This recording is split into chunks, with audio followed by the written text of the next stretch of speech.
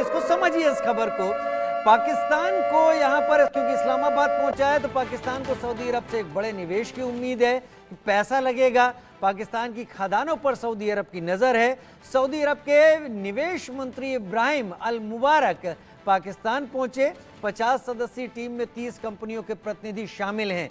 तो एक तरफ तो सीपैक बनाने के नाम पर चीन ने एक बड़े हिस्से में अपना कंट्रोल कर लिया है, और उसके साथ चीन सीपैक तो बना रहा है, लेकिन इसका रोजगार पाकिस्तानियों को नहीं मिल रहा है, क्योंकि काम करने वाली फोर्स वो चीन की ही आती है, और इसी तरह से सऊदी अरब भी करेगा। बड़ी खबरों को हम की ग्राफिक्स के तौर पर समझते हैं। पाकिस्तान की नीलामी और पाकिस्तान में सऊदी अरब का प्रतिनिधिमंडल। पाकिस्तान को सऊदी अरब से एक बड़े निवेश की उम्मीद है। अब पाकिस्तान की खदानों पर सऊदी अरब नजर लगाए बैठा है। 50 सदस्यीय टीम के साथ वहां के निवेश मंत्री पहुंचे हुए हैं।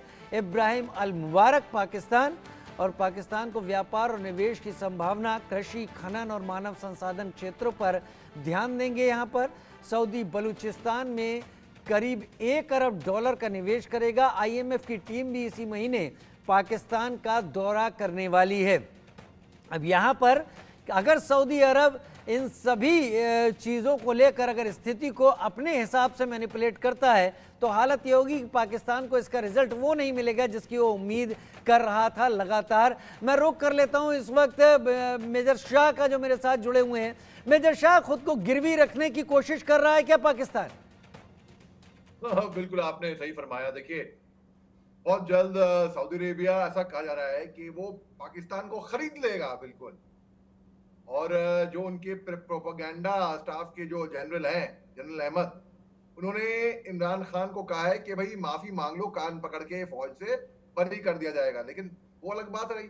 अब बात ऐसी है कि अगर सऊदी अरेबिया कैसे खरीदेगी पाकिस्तान को, मगर मजा ये बात, इसको मैं करेक्ट करता हूँ राजीव जी, एक मिनट मेरे को दीजिए। आप मैं अभी घोटाला की बात कर रहे हैं, गेहूं घोटाला की, उससे मैं इसको करेक्ट करता हूँ। एक मिनट, देखिए क्या हुआ था 2022 में, बहुत बड़ा बाढ़ आया था पाकिस्तान में, जब हमारे प्राइम मिनिस्टर साहब ने भी ट्वीट किया था पाकिस्तान को कि भाई हम हमदर्दी जताई थी, एक तरीके से कोई सहयोग नहीं जताया था, हमदर्दी जताई थी। नवाज शरीफ साहब के जो भाई हैं, शहबाज शरीफ साहब, वो फट से कूदे ट्विटर पे कि हमें जरूरत नहीं चाहिए हिंदुस्तान से। अब मेरे को बस 30 सेकंड में ये एक्सप्लेन करने दिए। अब हुआ क्या, देखिए 2023 में उनकी सरकार ने यह निर्णय लिया कि बाढ़ आई थी तो जितने भी खेती थी वो बिगड़ गई थी, तो हम बाहर से हम इंपोर्ट करते हैं गेहूं। तो इन्होंने as a result 2.4 million ton का गेहूं इंपोर्ट करा था। इन्होंने 3.6 मिलियन टन का गेहूं इंपोर्ट किया, यानी कि 1.2 मिलियन टन का वीट का गेहूं एक्स्ट्रा आया। जाहिर सी बात है, जब ये बिल दिखाया, इन्होंने क्या दिखाया कि भाई इतना गेहूं आया हुआ है, तो इनके ऊपर इल्जाम लगा है और कि इतना 1.2 मिलियन का गेहूं कहां गया भाई? वो आप गए, पेट्रोल का बिल आपका रिवर्स करिए कंपनी, ठीक ठीक है। यानी कहीं भी मौका तलाश लेते हैं। बड़ी खबर भी हम यहाँ रोक कर लेते हैं। शहबाज शरीफ भागे थे IMF के पास, शहबाज शरीफ भागे थे सऊदी अरब के पास, तो लग रहा है गिड़गिड़ाना थोड़ा काम तो आ गया है, क्योंकि मोहम्मद बिन सलमान पाकिस्तान का दौरा करने के लिए राजी हो गए, ऐसी खबर आ रही है। और मोहम्मद बिन सलमान इसी महीने इस्लामाबाद में हो सकते हैं। पाकिस्तान को बड़े निवेश के ऐलान की उम्मीद है, क्योंकि शहबाज शरीफ 2 बार पहुंच गए थे सऊदी अरब। अब उनके वहां के निवेश मंत्री तो आ ही रहे हैं, खदानों पर नजर है उनकी, और जाहिर सी बात है अगर वो कुछ दे रहे हैं तो रिटर्न में भी उन्हें कुछ चाहिए ही होगा। अब मोहम्मद बिन सलमान यहाँ पाकिस्तान का दौरा करेंगे तो क्या कुछ हासिल करेंगे? इसी महीने इस्लामाबाद आ सकते हैं।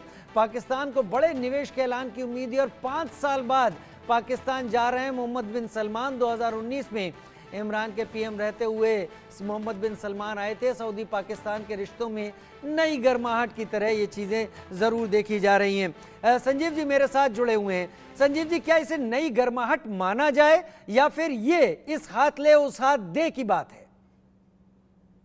देखिए, ये जो विजिट्स हैं, ये जाहिर है कि ये जो मिडिल ईस्ट रीजन के जो राष्ट्र हैं, वो पाकिस्तान की जो टेरिटरी का जो इस्तेमाल है वो अपने हितों के लिए करना चाहते हैं। अभी आप देखिए तो अभी हाल के समय में ईरान के राष्ट्रपति ने भी वहां दौरा किया था, रईसी ने, और अब ये सऊदी डेलीगेशन आया हुआ है। और बलूचिस्तान जो अकूत प्राकृतिक संसाधनों से ये संपन्न जो प्रोविंस है, लेकिन वहाँ के लोग गरीब हैं, वहाँ के लोगों को सेकेंडरी ट्रीटमेंट दिया जाता है। बलूचों के साथ पाकिस्तान की आर्मी, ISI, पुलिस फोर्सेस हर तरीके का दमन शोषण बर्बरता करते हैं।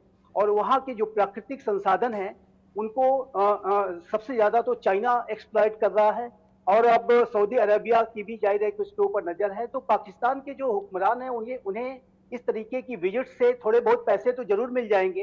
हो सकता है कि पाकिस्तान को का जो कर्ज का जो कटोरा है वो सऊदी अरेबिया फिर से एक बार उसमें कुछ पैसे डाल दे। और उसी तरीके से चाइना आप देखते हैं कि किस तरीके का वो बड़ा इन्वेस्टमेंट करके पाकिस्तान को अपनी उसने जद में अपनी जकड़ में पहले ही ले रखा है। तो पाकिस्तान के जो हुक्मरान हैं कुछ पैसों की वजह से, अपनी अवसरवादिता की वजह से वो अपने देश के हितों को गिरवी रख देते हैं और शायद उनके लिए बहुत आसान भी होता है। बड़ी खबर का भी रुख कर लेते हैं लगातार, जिस पर हम चर्चाएं कर रहे हैं। कैद खाने में कैद इमरान के सामने सेना ने, यानी जनरल असीम मुनीरी माना जाए, उन्होंने शर्त रख दी है। सेना के प्रचार विभाग DGISPR महानिदेशक जनरल अहमद शरीफ ने कहा है, अगर रिहाई चाहिए तो देश से माफी मांगे इमरान खान। बातचीत का रास्ता खुला, लेकिन सार्वजनिक माफी मांगे। शहीदों का अपमान, धमकियां और दुष्प्रचार बंद करे PTI। इमरान खान वादा करे कि सेना के खिलाफ नहीं बोलेंगे, नफरत की सियासत छोड़कर सकारात्मक राजनीति करें। 9 मई की घटना सिर्फ पाकिस्तानी सेना का नहीं बल्कि देश का अपमान है। कितना अजीब है पाकिस्तान और भारत में तुलना। पाकिस्तान में सेना की तरफ से कहा जा रहा है कि माफी मांगे इस बात पर कि सेना का अपमान किया और आगे से नहीं करेंगे। भारत में हर कोई जो चाहता है मुंह उठाता है, सेना को लेकर कुछ भी बोल देता है लोकतंत्र के नाम पर। खैर, यूके देवनाथ सर, ये क्या इमरान खान की रिहाई का रास्ता खोल देगी अगर वो माफी मांगते हैं तो? ये कहा जाता है कि दुनिया के सब डेमोक्रेसीज के पास अपनी आर्मी होती है। पाकिस्तान की आर्मी के पास एक देश है, तो पाकिस्तान की आर्मी जो है वो अपने देश को चलाती है, और वहां की जो लोकतंत्र व्यवस्था है उसको पाकिस्तान की आर्मी पीछे से मैनिपुलेट करती है। इसका सबसे बड़ा उदाहरण तो यही है कि आजादी से लेके अभी तक पाकिस्तान, आधे से ज्यादा समय पाकिस्तान में आर्मी का ही शासन रहा, चाहे डायरेक्टली या इनडायरेक्टली। हाँ, अब जो वो इमरान खान को ये चारा डाल रहे हैं, हमें देखना पड़ेगा। इसके पहले भी जब जब पाकिस्तान में पाकिस्तान की आर्मी ने किसी भी राजनेता को, चाहे वो प्रधानमंत्री हो, प्रेसिडेंट हो, अपदस्थ किया था, तो अपदस्थ करने के बाद उसको एक बार एक चारा दे देते हैं कि आप सऊदी भाग जाइए, आप इंग्लैंड भाग जाइए और वहां जाकर शांतिपूर्ण रहिए, पाकिस्तान में वापस मत आइए। तो ये पाकिस्तान की आर्मी का एक बहुत शातिर तरीका है अपने राजनयिकों को, खास तौर से इमरान खान जैसे राजनयिक जिनका की अभी थोड़ा कमजोर समय चल रहा है, उनको कंट्रोल करने का। जी, मुझे लगता है बाहर आने के लिए इमरान किसी भी जगह अपने को मैनेज कर सकते हैं, ऐसा हालात लग रहे हैं। क्योंकि बड़ी खबर का रुख करें अब, पाकिस्तान ने तालिबान सरकार पर आरोप लगा दिया है। खुद को ठीक नहीं है लेकिन तालिबान पर आरोप है। पाक सेना ने तालिबान सरकार को खरी खरी सुना दी है। पाकिस्तान में हमले का जिम्मेदार तालिबान है। ये वही तालिबान है जिसे पाकिस्तान ने खूब सहारा दिया। पाकिस्तान ने अफगानियों पर हमले के ठीकरा फोड़ा है। चीनी इंजीनियरों पर हमले के पीछे तालिबान की साजिश है। आत्मघाती हमले का भी ठीकरा तालिबान पर फोड़ा है। दानिश मेरे साथ इस वक्त जुड़े हुए हैं। दानिश, पाकिस्तान इसी तालिबान, इसी अफगानिस्तान के जरिए पता नहीं क्या कुछ करता रहा, और इसी अफगानिस्तान में अमेरिका का साजो सामान पहुंचाने का रूट बनकर उसने कितना पैसा कमाया है। आज जब सब कुछ खत्म हो गया तो अफगानिस्तान को घुड़की भी देनी शुरू कर दी गई है। कितने खतरनाक हालात हो सकते हैं पाकिस्तान के वेस्टर्न फ्रंट पर अगर ये बढ़ा आगे तो? पाकिस्तान की तालिबान को घुड़की ना समझा जाए, बल्कि चीन की जो घुड़की थी उसको तसल्ली देने के लिए उसने एक नया पैतरा चला है, ताकि तालिबान को आड़े हाथों लेकर चीन को तसल्ली दी जाए कि हमारे यहाँ जो भी आतंकवादी घटनाएं हो रही हैं उसके जिम्मेदार पाकिस्तान के हुक्मरान नहीं, सरकार नहीं, प्रशासन नहीं, बल्कि तालिबान है। क्योंकि पिछले कुछ दिनों में जिस तरीके से बलूचिस्तान में चीनी इंजीनियरों को लगातार हमला किया जा रहा है, उनको शिकार बनाया जा रहा है, उन पर ताबड़तोड़ हमले किए जा रहे हैं, उससे कहीं ना कहीं चीन बहुत नाराज था और सख्ती के साथ मना किया था कि हम आगे चलकर पाकिस्तान में निवेश नहीं करेंगे, जिससे वो थर्राया हुआ है, कांपा हुआ है और डरा हुआ लग रहा है। चलिए एक और बड़ी खबर का रुख कर लेते हैं। दानिश कंगाल, पाकिस्तान में बजी है खतरे की घंटी। पाकिस्तान में रिटायरमेंट की उम्र बढ़ाने की तैयारी कर दी गई है। अरे साहब, सैलरी तो टाइम से दें। खैर, सरकारी कर्मचारियों के रिटायरमेंट की आयु सीमा बढ़ाने की तैयारी है। पेंशन भुगतान के बोझ को कम करने के लिए फैसला लिया गया है। अब पाकिस्तान में कर्मचारियों की अब तक सेवानिवृत्ति रिटायरमेंट की उम्र 60 साल थी। पाकिस्तानी वित्त मंत्री औरंगजेब ने उम्र बढ़ाने पर कहा है। पेंशन लागत को नियंत्रण में लाने के लिए ये कदम उठाया गया है। एक औरंगजेब भारत में था जो गले उतार देता था, और एक औरंगजेब पाकिस्तान में है जो कह रहा है कि भाई उम्र बढ़ा दो, जिंदगी दे दो, क्योंकि अगर नहीं दी तो हम इस लायक नहीं रहेंगे कि पैसा इनको दे पाए। मैं दानिश आपका ही रुख करूंगा, कहां से लाएंगे पैसा? चलिए अगर 2 साल उनकी बढ़ा भी दी जाती है तो सैलरी तो देनी है ना। बहुत सही आपने कहा कि एक औरंगजेब था वो जो गले उतारता था, एक औरंगजेब है जो पाकिस्तान की अर्थव्यवस्था को गर्त में डाल रहा है। लगातार जिस तरीके से वहाँ की अर्थव्यवस्था डाउनफॉल होती जा रही है, लगातार गिरती जा रही है, उससे वहाँ के हुक्मरान के साथ आवाम भी चिंताजनक स्थिति में मौजूद है, क्योंकि वहाँ के सरकार के पास नई भर्ती करने के पैसे नहीं हैं। जब पैसे नहीं है तो वो लगातार अब कर्मचारियों को प्रमोट कर रहे हैं कि उनके 2 साल और बढ़ा दिया जाए। आज ऐसे में अगर उनको बढ़ाया जाता है तो जो नौजवान तबका है वो कहाँ से नौकरी पाएगा? वो कहाँ से नौकरी पाएगा? जी हाँ, ये वही बात हुई कि बिल्ली भगाने के लिए कुत्ता ले आया, चूहा भगाने के लिए बिल्ली, बिल्ली के लिए कुत्ता, इसी तरीके की चीजें होती है। मेजर मोहम्मद जली शाह, 10 सेकंड समय समाप्त हो रहा है, क्या हालत है पाकिस्तान की? अब फटेले हाल है, मैं ये कहूंगा फटेले हाल है, और कंगाल पाकिस्तानी भिखारी पाकिस्तान, तो वो इस दफा कभी सुधरेंगे भी नहीं, और कोई उम्मीद भी नहीं लग रही है मेरे को इनकी सुधरने की आगे। बस कुत्ते की तुम हमेशा टेढ़ी की टेढ़ी ही रहती है।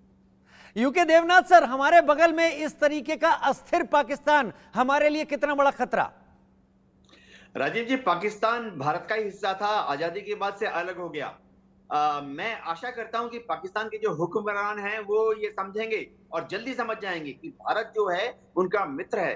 भारत के लोगों की कोई अभिलाषा नहीं है कि पाकिस्तान टूट फूट जाए। ये चीज मुझे दूर की कौड़ी लगती है, ये चीज दूर की कौड़ी लगती है, इस पर मैं खुद भी यकीन नहीं कर सकता। काफी वक्त से मैं भी देख रहा हूं। संजीव जी, आपसे लास्ट कमेंट लेना चाहूंगा। एक अस्थिर, एस्टैब्लिश नहीं, डी एस्टैब्लिश पाकिस्तान भारत के लिए अब कितना बड़ा खतरा हो सकता है? देखिए, निसंदेह ये भारत के लिए ही नहीं बल्कि पूरे विश्व के लिए भी खतरा हो सकता है, क्योंकि उसके पास न्यूक्लियर एसेट्स भी हैं, न्यूक्लियर वेपन्स वगैरह भी हैं। तो ये जो अंतर्राष्ट्रीय समुदाय की जो एक बहुत ही क्लोज वॉच पाकिस्तान के ऊपर बनी रहनी चाहिए, भारत की भी वॉच है। और भारत ऐसी किसी भी स्थिति को निपटने के लिए, मैं आपसे चैनल के माध्यम से कहना चाहता हूं कि सक्षम है। और यदि पाकिस्तान में किसी तरह का डिसइंटीग्रेशन होता है, विखंडन होता है, तो उन सारी स्थितियों को डील करने की जो सिनारियो और उम्मीद है भारत इन सब चीजों पर नजर रख भी रहा होगा। आप सभी जुड़े, अलग अलग बड़ी खबर को लेकर आपने अपने विचार सामने रखे। बहुत शुक्रिया आप सभी का इस खास चर्चा में शामिल होने